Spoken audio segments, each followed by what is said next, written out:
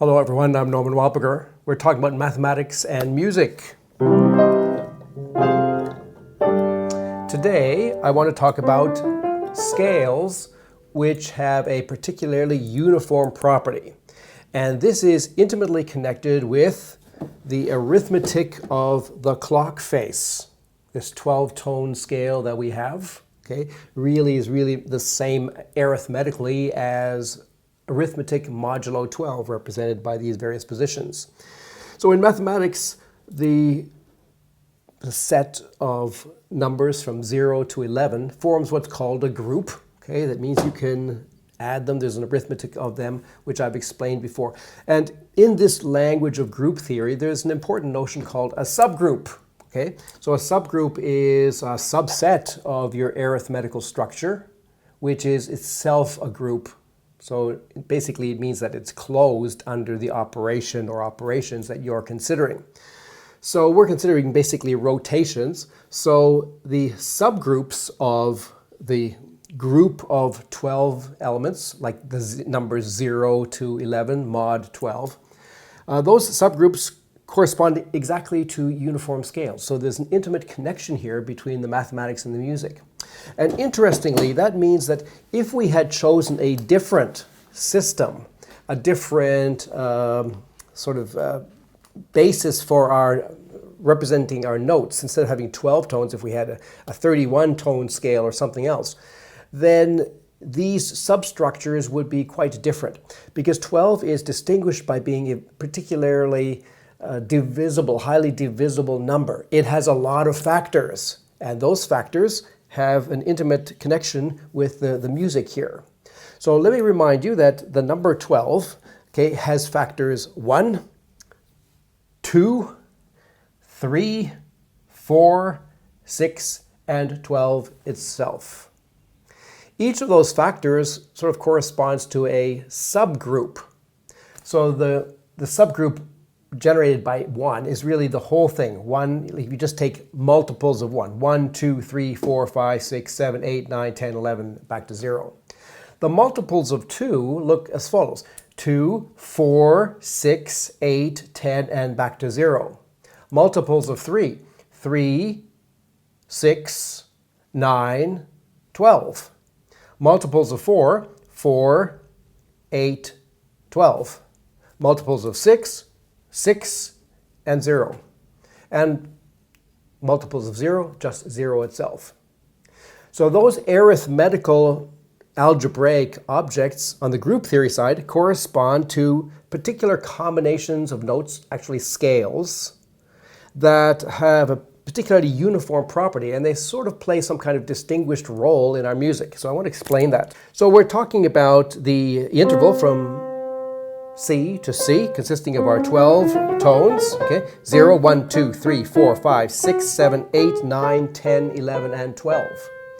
And we're going to be thinking about those 12 tones as being pretty well musical equivalent of these 12 positions on the clock.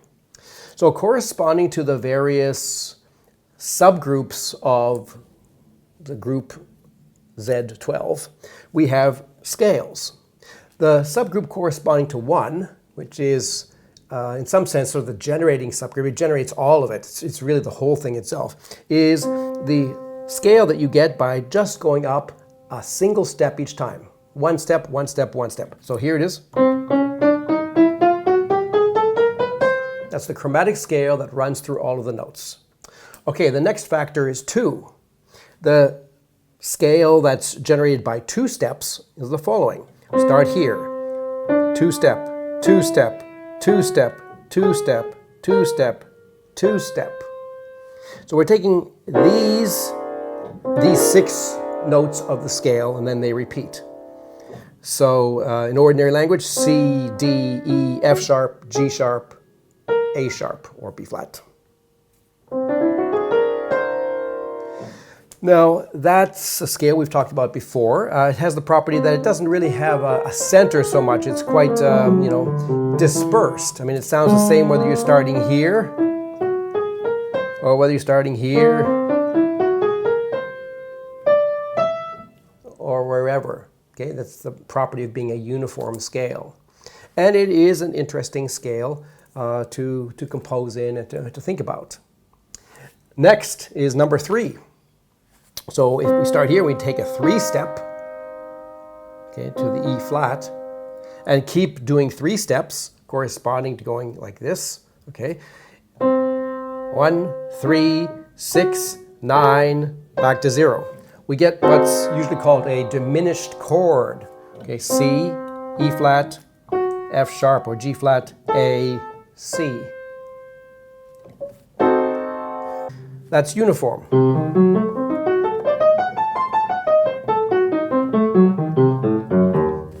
So it doesn't matter where you start, it sounds the same. That's a diminished chord, but we can think of it as a scale if we want. Next factor, 4. So a 4-step is from here to here, a major third. So if we take another major third, we go from here to here, from note 0 to 4, and then from note 4 to 8, corresponding to 0 to 4, 4 to 8, and then 8 to 0. So 0, 4, 8, 0. So those notes, basically that triad, it's an augmented triad, okay? And that's giving you an augmented scale. It's a uniform scale. It's a little bit like the diminished, except it's a little bit, well, it's actually much less used than a diminished. The diminished is quite an important chord or scale. This is less so. But it's still not without interest. And it has mathematically a particularly sort of simple, nice aspect. So what's next? Number 6. There's note number 6, the F sharp, C, F sharp. So we go C, F sharp, up to C. That's admittedly almost a kind of boring scale because it only has 2 notes in it until we get back to the 0. But still, it's a sequence of notes which is uniform. That's a 6-step, that's a 6-step. And finally, the next one is just the 0 thing, which corresponds to just going from here to here, which I guess is also sort of a degenerate kind of scale, but ought to be perhaps included. Okay. So great, we have all these different kinds of scales. But I want to point out that in the world of groups, okay, so after you have a subgroup of a group, often what is considered are what's called cosets of that subgroup. So for example, if we take the subgroup of the clock consisting of the even guys, 0, 2, 4, 6, 8, 10, 0. And we just rotate all of them by the same step, namely by 1. Okay, so it's like rotate. Then we get all the odd ones, 1, 3, 5, 7, 9, 11. That's no longer a group, or a subgroup, but it's a coset of that original subgroup. And it also is a kind of an important secondary subset corresponding to the group. In the musical world, the analog of that would be the following. So if we take the 2 generated subgroup, that's our uniform 2-step scale, then a coset, or the coset, because there's actually only one, would consist of the other notes. Okay, basically notes 1, 3, 5, 7, 9, 11, 1. So there are really these 2 uniform scales, okay? One of them has these 3 white notes and these 3 black notes. And the other one has 2 black notes and 4 white notes, okay? So 3 white notes and 3 black notes is one of them. 2 black notes and 4 white notes is the other one.